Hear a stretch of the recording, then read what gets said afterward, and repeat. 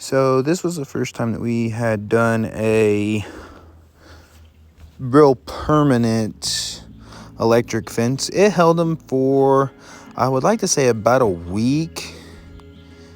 There was a lot of stuff that we figured out with this. Like, now we start from the bottom strand and work our way up. It's easier than working from the top, working our way down, which is what we did there. So that's something that speeds up this process a little bit. We love these plastic step-in posts, even with our ground, how hard it is. And now we do 3-strand instead of 4, because this was our training pin. This is me bearing the ground on this post, this was the only post I actually did it with. So you really don't need to, I have found out. I mean, it shocks the same either way. So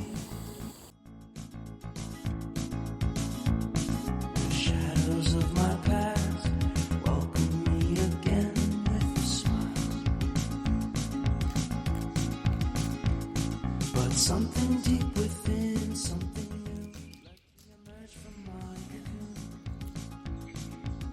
cocoon. And this is us building our meat chicken tractor out of some leftover stuff we had laying around in the yard, out of some PVC, and that's some rebar mesh wire.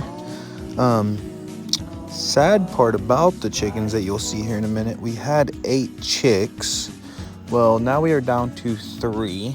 Because we left one day and our dog Bonnie tried to play with them a little bit too much, if you would say. She got into them and we only had 3 live out of 8, which sucks because that would have been a bunch of meat.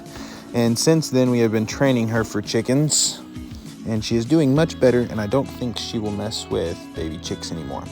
Speaking of baby chicks, we currently, the other day, bought 4 of the heritage white turkeys. So we'll see how that goes. I mean a nice vacation and pure introspection.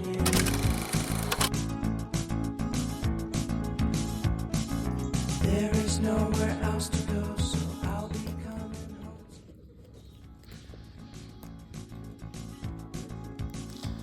This was another pen that we had done.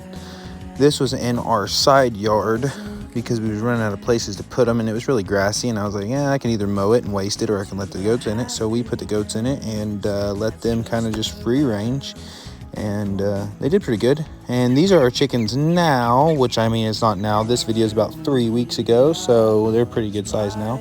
Esther's flower garden that's doing amazing and thriving, and Esther has been picking some herbs and stuff. She had some swelling in her feet from being, super pregnant. And she's been eating or drinking some tea that she makes out of them. And oh my gosh, our strawberries are about to run us out of house and home. We have been picking about a big handful every single day. And our egg layers, they are going to get replaced coming spring. They're older hens that are kind of slacking on the eggs. We can only get about anywhere from 3 to 6 a day out of 12 hens. So this was me the other day. I was working on the tractor. I was filling an old trash hole, and we moved the wood burning stove that you see there to the right of the screen to its permanent home. Need to start hooking that up for winter. I also worked on the driveway that day. We got about a half-mile driveway that was terrible. Esther got around to planting her herb garden, and it is thriving now. It kind of looked poor when we first started. Wasn't sure about it. Flowers are blooming like crazy. It's hot now, so some of the flowers are kind of wilting off for the year and stuff. I think we got to a high of 88 today. So, I mean, we're getting up there pretty hot. This is Esther after she dried her herbs out. She was labeling them, and this is her teas that she's helping with her swelling in her feet. That's been helping quite a bit. She'll have to give you a better explanation of what's all in that. I think there's Perillamint. Well, there you go. There's a picture of it, of what all it is, and she's been making a tea out of it. It's helping. over the weekend, we took a trip to the Dickerson Zoo in Springfield, Missouri, which was a good drive for us, about an hour and 45 minutes. We stopped for lunch, so it was a little bit longer. We spent about 3.5 hours there. Our son loved it and got to see a bunch of animals. He was about reaching out of his stroller for everything, as you can see. I can't blame you for hoping it all works out the right way instead. But it's no secret, I know that we can keep it beside this picture of you and I. But I could breathe and relieve the anxiety just knowing you'll always be mine. Maybe I believe in the language of love. It's written in the heavens and the stars up above. It takes a little patience, but if you give enough, it'll work out right. Maybe there is something you and I can do. Just try to close your eyes, make believe that it's true. I know that it's waiting there for just me and you in the air tonight. There's a magic we cannot see. It's there whispering to you and to me. All I know is that we have to believe in us. Maybe I believe in the language of love. It's written in the heavens and the stars up above. It takes a little patience, but if you give enough, it'll work out right. Maybe there is something you and I can do. Just try to close your eyes, make believe that it's true. I know that it's waiting there for just me and you in the air tonight.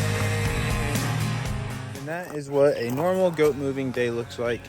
This spot will hold them for probably about a week. I mean, it's super thick and it goes down off in there. I don't know, maybe 75 feet or so. So, I mean, it'll hold them for a while and should be a pretty good spot. Esther will show you updates day for day through the week. Granny will be leaving us sometime this week. We got rid of her. She's a pygmy. We want milk goats.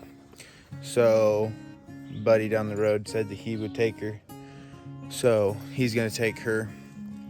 And then we planning on buying either some more Nigerian dwarfs or some alpines here pretty soon.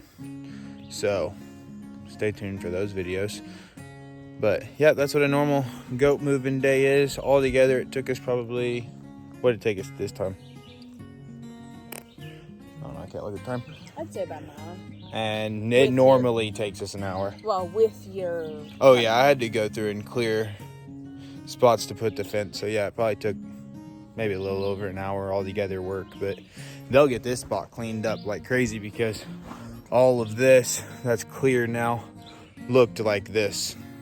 So, in about a week, they'll clear this spot out and then we'll move them down. So... hopefully by the time the perillament in the main pen is killed off so we can put them in there. It's starting to grow up, but it has a bunch of perillament in it, which is toxic to livestock. So we used 2,4-D weed killer and killed it out, and it's supposed to wait like a month before anything can go in there.